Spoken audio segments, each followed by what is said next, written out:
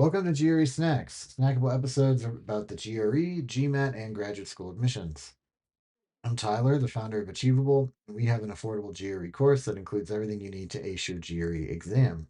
A full textbook, videos on key topics, tons of GRE questions backed by our memory enhancing algorithm, a built in study planner and essay grader, and full length practice exams. Give it a try for free by going to achievable.me. Now, let's get started. Today we've got Matt Roy with us, and Matt, I'd love if you can introduce yourself. Yeah. Hello, everyone. My name is Matt Roy. As Tyler said, I'm the course author for the GRE course with Achievable, and I have been tutoring the GRE for more than 5 years now. I started with Kaplan before COVID, and then I started tutoring independently on Leland and Wysant. And I've tutored over 1,000 hours at this point. Fantastic.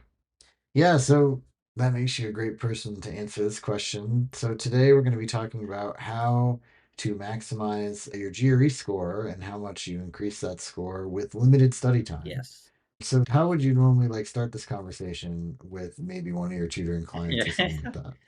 Oh, the first thing, okay, if they have a test next week, or 2 weeks from now. And I have had students that come to me and they say, "I've got a test and I just want like a crash course thing real quick right before I take the test."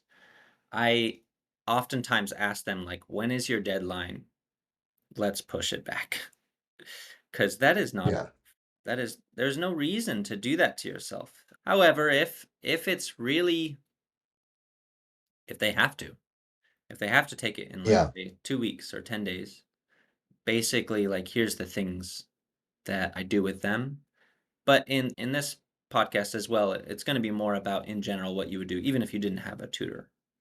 Okay, so the first thing I would do is research the program I'm applying into and see which sections are important for your application. So there are definitely some programs that care only about quant, and you should be focusing a lot of your time just because time is now scarce. You should focus a lot of it on quant. So that's the first point is like recognize first off where your weakness is, and we'll talk about that in a second. But secondly, where you should be spending your time. Okay.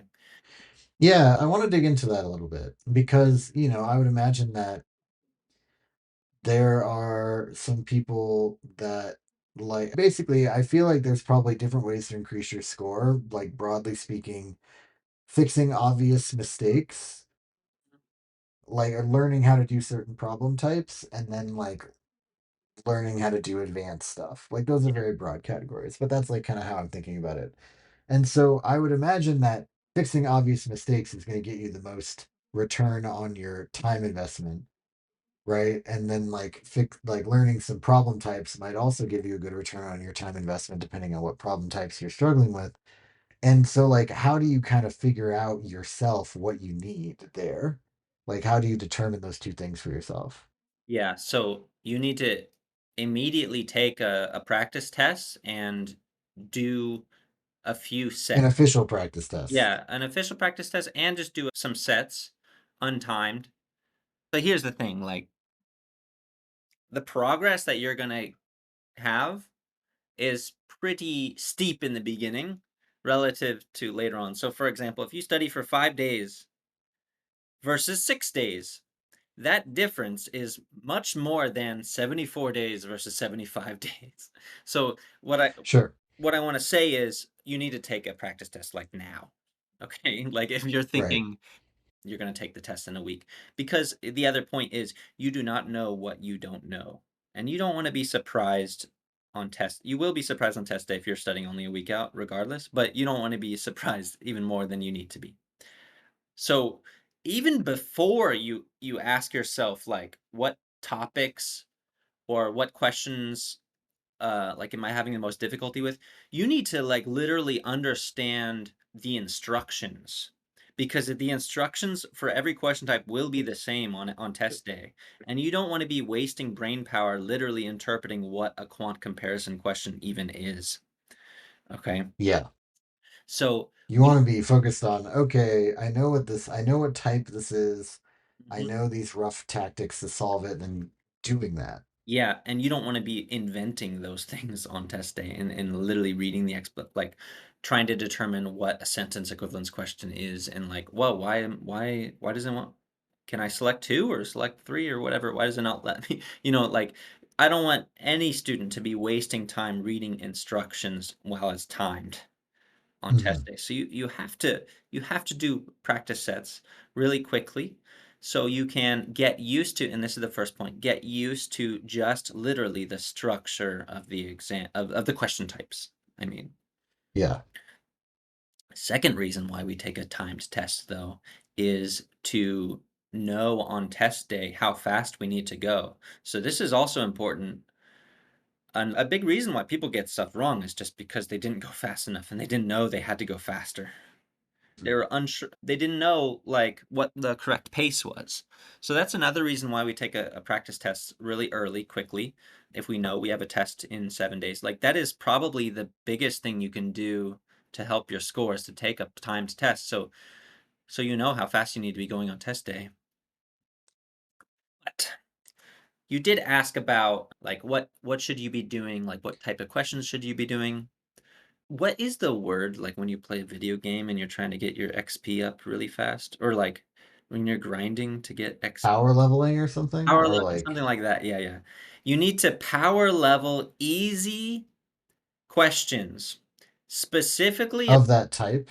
specifically of these 3 types. Quant comparison, you need to Okay. power level quant comparison easy questions, because every section is gonna start with, like, 4 quant comparison questions, and that question type is really common, and by preparing for it, you are basically preparing for more questions on test day than you are a random multiple choice question, because you're not going to be using the same, like, you can like mental structure, like logical structure on those questions, but you are guaranteed to use it on test day for quant comparison questions. You're guaranteed to use the same sort of like logic, is what I'm saying. So you need to power level quant comparison easy ones. The reason why I say easy is because like you need to get comfortable with it, and because if you only have a week, we need to at least understand how to attack these questions, and then there's a chance you'll get a harder one on test day. But if you do a bunch of hard ones now, like, we're going to be doing far fewer questions in total, and we need to get the experience in early. And to be honest, on test day, your first section is going to be a medium difficulty question or section. There's going to be a lot of easy questions there, or like subjectively speaking, Yeah, yeah. and they're all worth the same in that section. So we need to get those. But Well, and get them fast too. yeah, and get them So fast. then it gives you more time for the more difficult Yeah, ones. that's a good point. And that's actually something I got talking to a different person. He worked for ETS and helped them write questions at one point. So he understands how their stuff works a little bit. And like basically, if you get an easy question wrong, it counts for more negative points than if you get a medium difficulty question wrong, Mm, if that makes sense. So like if you let's say, you got a medium difficulty question correct and a lower and an easy question wrong versus somebody else who got the easy question right and a medium difficulty question ah, wrong, it would actually be worse to be the first yeah, yeah. person in terms of like your composite score at the end. That makes So it's important to be able to 100% those easy questions that's all the such a good time. point.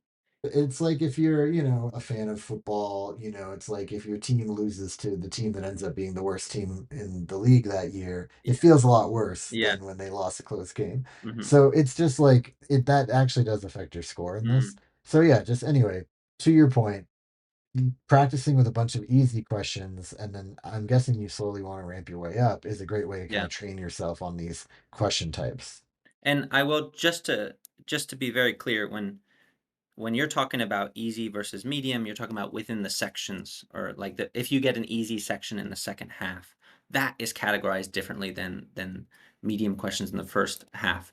I think they only categorize at this point. It might change in 2026 based on section. Yeah. But anyway, I want to talk a little bit about like practically speaking. Well, first, I want to say one more thing. The other thing you should power level is text completion and sentence equivalence questions for verbal. So those are the two things. For quant, do a bunch of quant comparison. For verbal, a bunch of text completion and sentence equivalence. And again, make them easy or medium difficulty.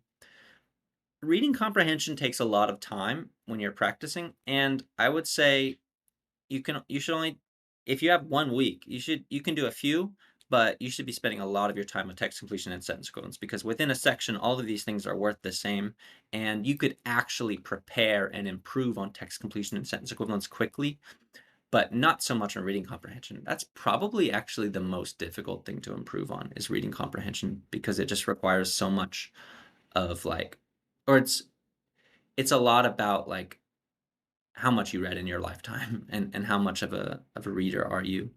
You can certainly improve and Yeah, get used to it, but the point is, like, if you have 1 week, you can improve on text completion and sentence equivalence much faster. yeah, Practically speaking, when you're studying vocabulary for 1 or 2 weeks, you want to study the highest frequency words. So in our Achievable course, we have the 250 most used words. These are going to be way more frequent than the next 750. I'll say, or probably about equal, right. but per word, they're way more frequent. So it's very important to, especially if you have a very short amount of time, learn those first couple hundred words, okay? Or just the first 100 if you really are have a not that much. Yeah. Yeah, and also it's at the end of the day, we're talking about a battle plan for like 1 week. Yeah, You yeah. just have got to focus on the highest, Mhm, what's called the highest yield activities, the mhm. things that are going to get you the most return. Yeah. Yeah, that's what I'm talking about here. I'm not really if you have just 1 week and you're going to war, then this is your battle plan. In terms of those quant comparison and text completion and sentence equivalence questions that I was talking about, like if you're on the Achievable course, one way you can do that is to just, if you see a question and it says hard on the top, those are like our hardest questions, and it says hard because of them, like a lot of the people in the course get them wrong. You can just skip those if you're trying to do a lot of questions quickly.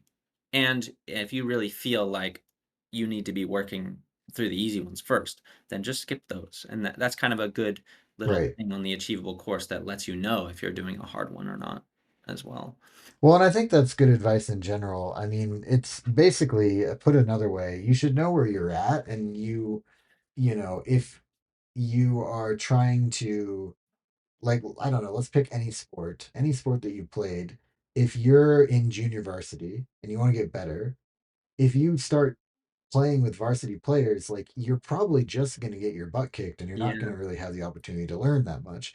Versus if you are playing within JV, right? Like, you might sit on the bench the whole season, and then did you really learn, right? I think that there is a time and place for, trying to kind of level, like, skill up and Mhm. take on harder stuff, especially if you're already acing all the easy and medium Yeah. questions.